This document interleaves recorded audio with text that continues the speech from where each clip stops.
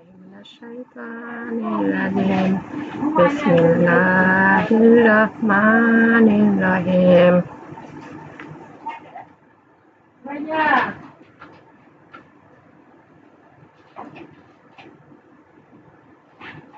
কবরের উপর গড় তোলা যায় না। হাদিস ১৬০১।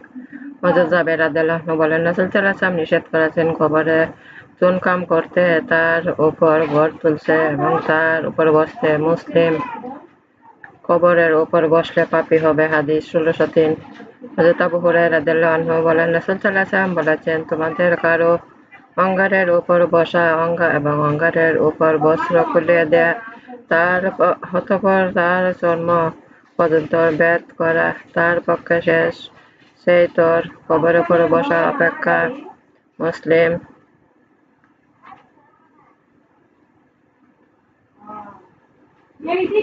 মুসলমানদের জন্য লহদ কবর। হাদিস ১৬০৫। হযরত আব্দুল্লাহ ইবনে আব্বাস রাদিয়াল্লাহু আনহু বলেন, রাসূল সাল্লাল্লাহু আলাইহি ওয়াসাল্লাম বলেছেন, লহদ আমাদের জন্য এবং শক আমাদের অপরাধের জন্য। তিরমিজি, আবু দাউদ, নাসাই, ইবনে মাজাহ। উহুদের যুদ্ধে শহীদগণকে এক কবরে ২-৩ জনকে রাখা হয়। হাদিস ১৬০৬। হযরত হিশাম ইবনে আমির রাদিয়াল্লাহু আনহু হতে বর্ণিত আছে যে, রাসূল সাল্লাল্লাহু আলাইহি ওয়াসাল্লাম উহুদের যুদ্ধের দিন বলেছিলেন, তোমরা কবর করো, তাকে প্রশস্ত করো, খুব গভীর করো এবং খুব সুন্দর। তারপর ২-৩ ব্যক্তি করে এক এক কবরে রাখা এবং যিনি কুরআন অধিক জানতেন তাকে প্রথমে কিবলার দিকে রাখা। আহমদ, তিরমিজি, আবু দাউদ, নাসাই। উহুদের যুদ্ধে শহীদদের উহুদের ময়দানে দাফন করা হয়। হাদিস ১৬০৭। হযরত জাবের রাদিয়াল্লাহু আনহু বলেন, যখন উহুদের ঘটনা ঘটল, আমার প্রভু আমার পিতাকে আমাদের কবরস্থানে দাফন করার জন্য মদীনা নিয়ে আসলেন। অতঃপর রাসূল সাল্লাল্লাহু আলাইহি ওয়াসাল্লামের পক্ষ হতে এক ঘোষণাকারী ঘোষণা করল, হে নিহতদের তাদের শয়নস্থলে উহুদে ফিরিয়ে আনো। আহমদ, তিরমিজি, আবু দাউদ, নাসাই ও দামিরি। লাশের মাথার দিক হতে কবর নামতে হয়। হাদিস ১৬০৮। হযরত আব্দুল্লাহ ইবনে আব্বাস রাদিয়াল্লাহু আনহু বলেন, রাসূল সাল্লাল্লাহু আলাইহি ওয়াসাল্লামকে তার মাথার দিক হতে কবরে নামানো হয়েছিল। ইমাম শাফিঈ। রাসূল সাল্লাল্লাহু আলাইহি ওয়াসাল্লাম রাতে কবর জিয়ারত করলেন। হাদিস ১৬০৯। হযরত ইবনে আব্বাস রাদিয়াল্লাহু আনহু হতে বর্ণিত, একবার রাসূল সাল্লাল্লাহু আলাইহি ওয়াসাল্লাম একটি কবরে প্রবেশ করলেন রাতে। অতএব তার জন্য বাতি জ্বালানো হলো। অতঃপর তিনি মুদ্রাকে কিবলার দিকে ডান দিক হতে গ্রহণ করলেন এবং বললেন, আল্লাহ তোমায় রহম করুন, তুমি ছিলে বড় কোমল প্রাণ, বড় কোরআন তেলাওয়াতকারী। তিরমিজি। মৃত্যু ব্যক্তিকে আল্লাহ রাসূলের তরিকা শপথ করতে হয়। হাদিস ১৬১০। হযরত ইবনে ওমর রাদিয়াল্লাহু আনহু হতে বর্ণিত, যখন কোনো মৃত ব্যক্তিকে কবরে রাখা হয়, রাসূল সাল্লাল্লাহু আলাইহি ওয়াসাল্লাম বলতেন, বিসমিল্লাহি ওয়া বিল্লাহি ওয়া আলা মিল্লাতি রাসূলিল্লাহি। অপর এক বর্ণনা, ওয়া আলা সুন্নাতি রাসূলিল্লাহি, অর্থাৎ আল্লাহর নামে, আল্লাহর সাহায্য, রাসূলের দ্বীনের উপর, রাসূলের তরিকার উপর। আহমদ, তিরমিজি, ইবনে মাজাহ। কবরের উপর পানি ছিটাতে। হাদিস ১৬১১। হযরত ইমাম জাফর ইবনে মুহাম্মদ তার পিতা ইমাম মুহাম্মদ বাকের রাদিয়াল্লাহু আনহু হতে মুরসাল রূপে বর্ণনা করেন যে, রাসূল সাল্লাল্লাহু আলাইহি ওয়াসাল্লাম এক মুন্দানের কবরের উপর আপন দুই হাত একত্র করে ৩ কোষ মাটি দিয়েছেন এবং তিনি তার পুত্র ইব্রাহিমের কবরের উপর পানি ছিটিয়েছেন এবং তার কাপড় স্থাপন করেছেন। বগবিশাল সুন্নাহ। ইমাম শাফিঈ শুধু শেষ বাক্য বর্ণনা করেছেন।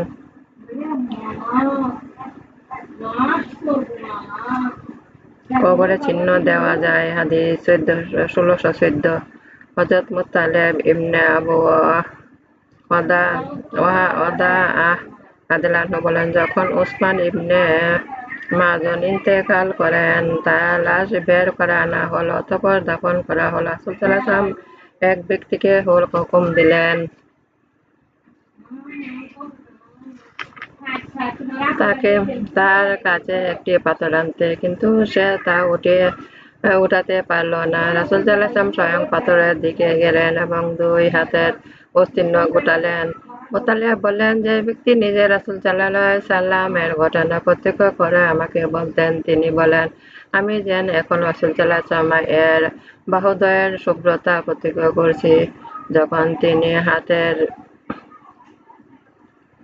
অস্থিন গুটিয়েছিলেন। অতঃপর রাসূল সাল্লাল্লাহু আলাইহি ওয়াসাল্লাম তা উঠালেন এবং নিজে নিয়ে তার কবরে শিরা স্থাপন করলেন।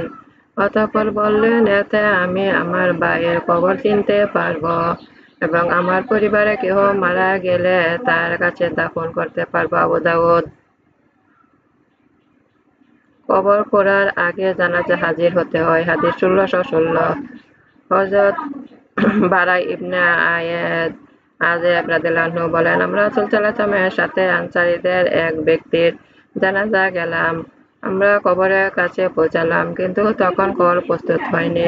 অতএব রাসূল সাল্লাল্লাহু আলাইহি ওয়াসাল্লাম কিবলামুখী হয়ে বসে গেলেন, আর আমার সাথে আমরা সাথে সাথে বসে গেলাম। আবু দাউদ বর্ণনা। কিন্তু নাসাই ইবনে মাজাহ বর্ণনা শেষের দিকে অতিরিক্ত বাক্য রয়েছে যে আমাদের মাথার উপর পাখি বসেছে, অর্থাৎ আমরা চুপচাপ বসে রইলাম। হৃদয়ের বিয়োগ ব্যথা, চোখের পানি ফেলা যায়। হাদিস ১৬১৮। হযরত আনস রাদিয়াল্লাহু আনহু বলেন, আমরা রাসূল সাল্লাল্লাহু আলাইহি ওয়াসাল্লাম এর কন্যা উম্মে কুলসুম এর দাফন হাজির হলাম। রাসূল সাল্লাল্লাহু আলাইহি ওয়াসাল্লাম কবরের পাড়ে বসে আছেন। তিনি দেখলেন তখন তার চক্ষু অশ্রু বিসর্জন করেছিল। এ সময় তিনি বললেন, তোমাদের মধ্যে কেহ এমন আছে যে রাতে স্ত্রী সহবাস করেনি? আবু তালেব তালহা বললেন, আমি। রাসূল সাল্লাল্লাহু আলাইহি ওয়াসাল্লাম বললেন, তুমি তার কবরে প্রবেশ করো। তখন আবু তালহা তার কবরে প্রবেশ করলেন। তিরমিজি। দাফনের সময় ধীরে ধীরে মাটি চাপা দিতে হয়। হাদিস ১৬১৯। হযরত আমর ইবনে আস রাদিয়াল্লাহু আনহু মরণকালে তার পুত্র আব্দুল্লাহকে বলেছিল, যখন আমি মরে যাব তখন যেন আমার সাথে কোনো বিলাপকারী স্ত্রীলোক আগুন না থাকে। যখন তোমরা আমাকে দাফন করবে, আমার উপর ধীরে ধীরে মাটি ঢালবে। অতঃপর তোমরা আমার কবরের পাশে অবস্থান করবে যতক্ষণ সময় একটি উযবা করে তার গোশত বণ্টন করতে লাগে, যাতে আমি তোমাদের কারণে স্বস্তি লাভ করতে পারি এবং আমার প্রভু প্রেরিত ফেরেশতাগণকে কি উত্তর দিয়ে বিদায় করব তা বুঝতে পারি। মুসলিম। মৃত্যু মানুষকে বিচ্ছিন্ন করে দেয়। হাদিস ১৬২১।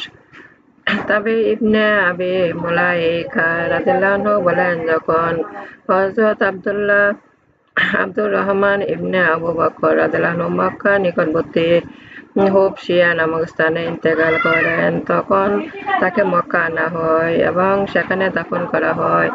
অতঃপর তার ভগ্নী হযরত আয়েশা রাদিয়াল্লাহু আনহা যখন মক্কা গমন করলেন, আব্দুর রহমান দিনে আবু বকরের কবরের কাছে যান এবং কবি তামিম ইমান নওয়ার রায় এর ২টি পর্যন্ত আবৃত্তি করেন। দীর্ঘদিন যাবৎ আমরা দুই ভাই বোনের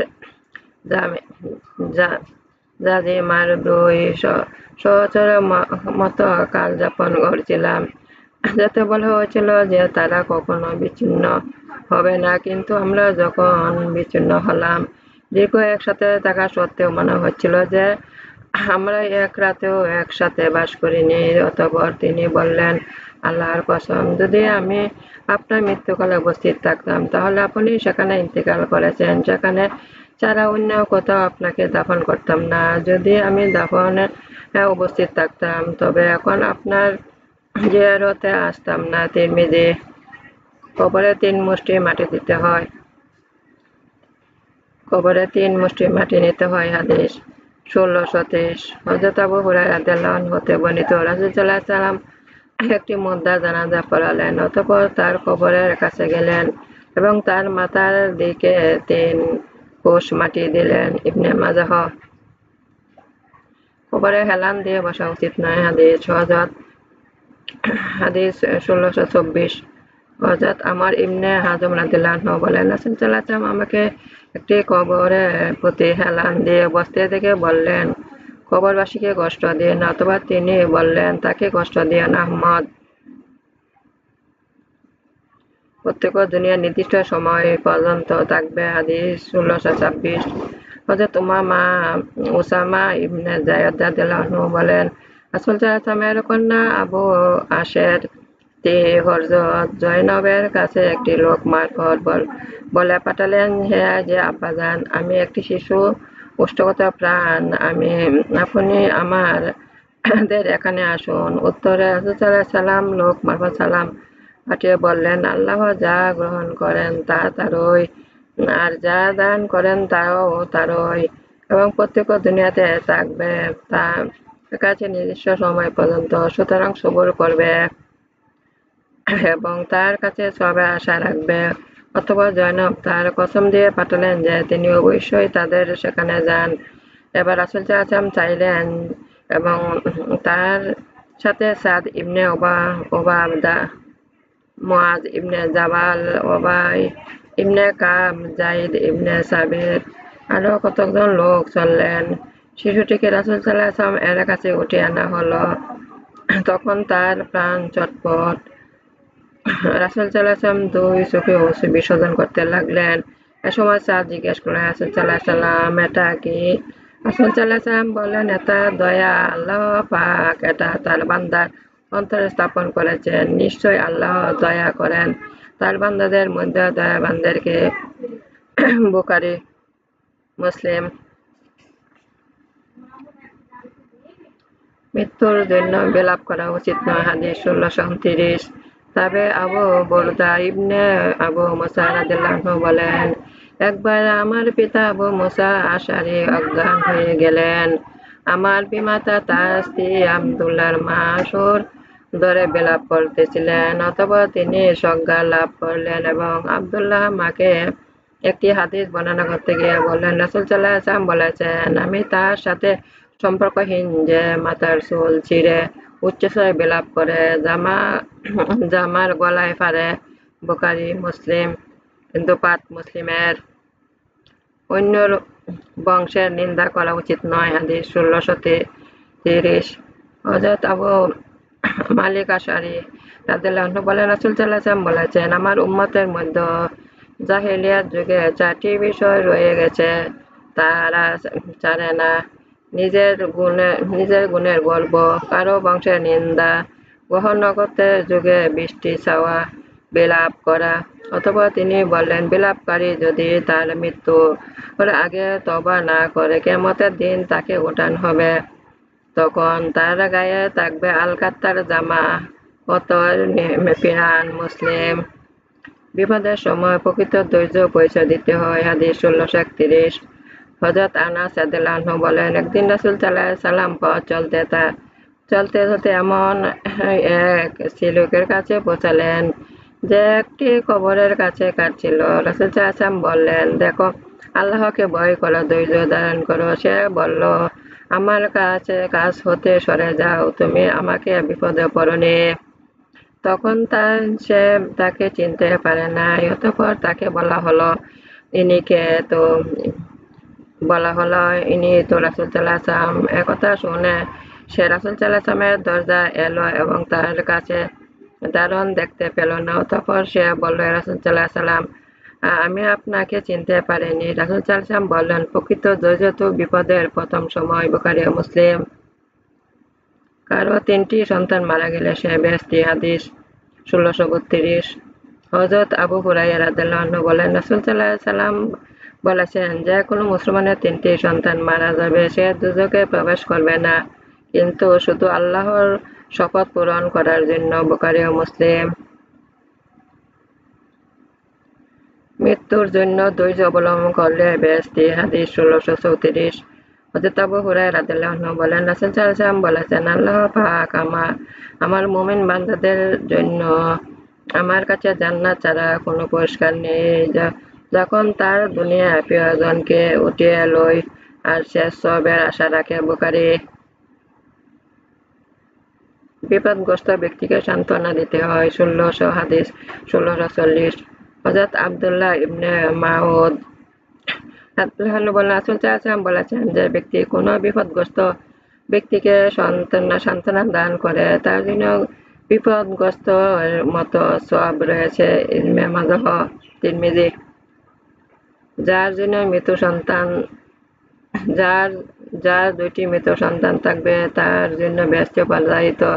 হাদিস 1638 হযরত ইবনে আব্বাস রাদিয়াল্লাহু আনহু বলেন, রাসূল সাল্লাল্লাহু আলাইহি ওয়াসাল্লাম বলেছেন, আমাদের উম্মতের মধ্যে যে ব্যক্তি 2টি মৃত সন্তান থাকবে, এ সন্তান দ্বারা আল্লাহ পাক তাকে বেহেশতে দান করবেন। কথা শুনে আয়েশা রাদিয়াল্লাহু আনহা জিজ্ঞেস করলেন, রাসূল সাল্লাল্লাহু আলাইহি ওয়াসাল্লাম, আপনার উম্মতের যার একটি মৃত সন্তান থাকবে, রাসূল সাল্লাল্লাহু আলাইহি ওয়াসাল্লাম বললেন, যার একটিও সন্তান থাকবে সে থাকবে হে আয়েশা। আয়েশারা আবার জিজ্ঞেস করলেন, রাসূল সাল্লাল্লাহু আলাইহি ওয়াসাল্লাম, আয়েশা রাদিয়াল্লাহু আনহা আবার জিজ্ঞেস করলেন, হে রাসূল সাল্লাল্লাহু আলাইহি ওয়াসাল্লাম, আপনার উম্মতের মধ্যে একটি মৃত সন্তান থাকবে না, তার কি হবে? রাসূল সাল্লাল্লাহু আলাইহি ওয়াসাল্লাম বলেন, আমার উম্মতের মৃত সন্তান হে আয়েশা, আমার মৃত্যু মুসিবত তুল্য মুসিবতে কখনো পড়বে না। তিরমিজি। তিনি বলেছেন, হাদিসটি গরীব। সন্তানহারা স্ত্রীলোককে সান্ত্বনা দেওয়া সওয়াবের কাজ। হাদিস 1641 হযরত আবু বারজা রাদিয়াল্লাহু আনহু বলেন, রাসূল সাল্লাল্লাহু আলাইহি ওয়াসাল্লাম বলেছেন, যে ব্যক্তি কোনো সন্তানহারা স্ত্রীলোককে সান্ত্বনা দান করবে তাকে বেহেশতে একটি মূল্যবান দোয়াদার কাফন পরানো হবে। তিরমিজি বর্ণনা করেছেন এবং বলেছেন, ইহা গরীব।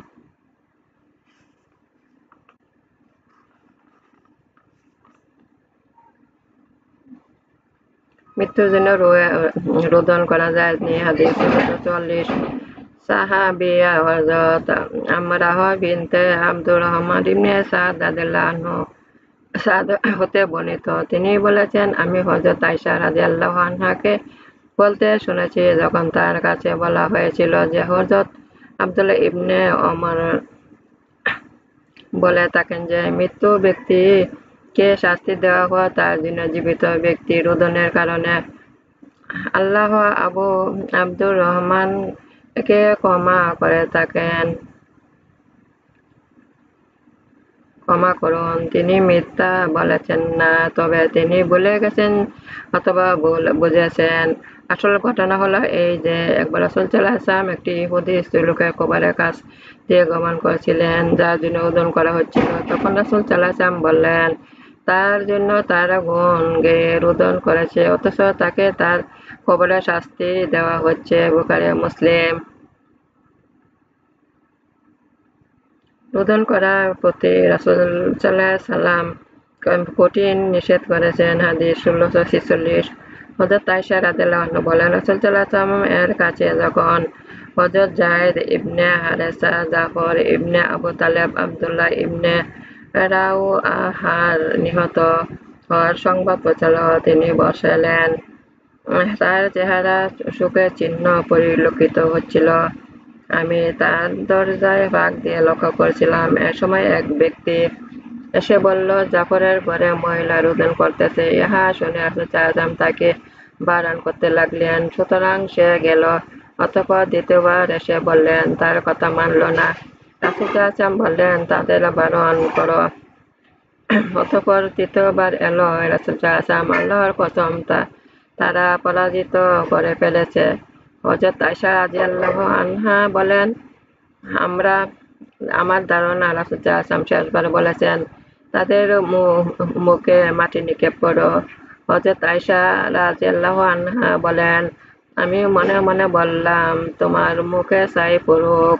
রাসূল সাল্লাল্লাহু আলাইহি ওয়াসাল্লাম তোমাকে যা করতে বলেছিলেন তা করতে পারলে না, অথচ বারবার এসে রাসূল সাল্লাল্লাহু আলাইহি ওয়াসাল্লামকে বিরক্ত করতেও ছাড়লে না। বুখারী ও মুসলিম। প্রশংসা কীর্তন করে রোদন করা যায় নি। হাদিস 1648 হযরত নুমান ইবনে বশীর রাদিয়াল্লাহু আনহু বশীর বলেন, একবার সাহাবী হযরত আব্দুল্লাহ ইবনে রাওয়াহা রাদিয়াল্লাহু আনহু রোগের বেহুশ হয়ে গেলেন। এ সময় ভাগ্নী আমারাহ কাঁদতে লাগলো এবং বলতে লাগলো, হে আমার পর্বততুল্য ভ্রাতা, হে আমার এরূপ বাতা অর্থাৎ এক এক করে গুণগান উল্লেখ করতে লাগলো। যখন আব্দুল্লাহ হুশ আসলেন তখন বললেন, যখন তুমি আমাকে লক্ষ্য করে যা বলতে তখন আমাকে অনুরূপ বলা হতো। অপর এক বর্ণনা রয়েছে, যখন তিনি 10ম হিজরিতে মুতার যুদ্ধে মারা গেলেন, আমরাহ কাঁদলেন না। বুখারী। প্রশংসা করে রোদন করলে ফেরেশতাগণ কবরে প্রশ্ন করেন। হাদিস 1649।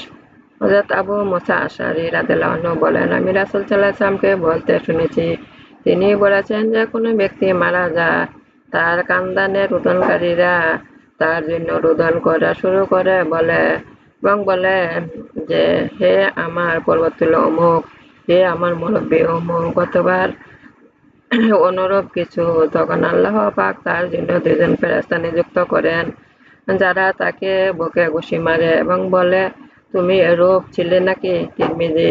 এবং তিনি বলেছেন, এটা গরীব কিন্তু হাসান।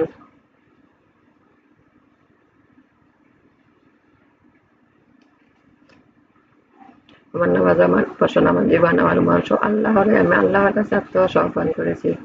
আমার আমাকে আল্লাহর আনুগত্য বানান, রাসূলের আনুগত্য বানান, আল্লাহর উপদেশ পালন করতে শক্তি দান করুন, দুনিয়া আখিরাতে কল্যাণ দান করুন, দুজকের অগ্নি হতে আমাদের রক্ষা করুন। আমার প্রিয় নবী হযরত মুহাম্মদ সাল্লাল্লাহু আলাইহি ওয়াসাল্লামের ওসিলায় আমাদের জীবনের গুনাহ ক্ষমা করুন। আল্লাহ আমার অভিভাবক, আল্লাহ আমার অভিভাবক, আল্লাহ আমার অভিভাবক, আল্লাহ আমার অবলম্বন, আল্লাহ আমার অবলম্বন, আল্লাহ আমার অবলম্বন। আমার ভিডিওগুলো আপনি একটু বেশি করে শেয়ার করুন, বেশি করে সাবস্ক্রাইব করুন।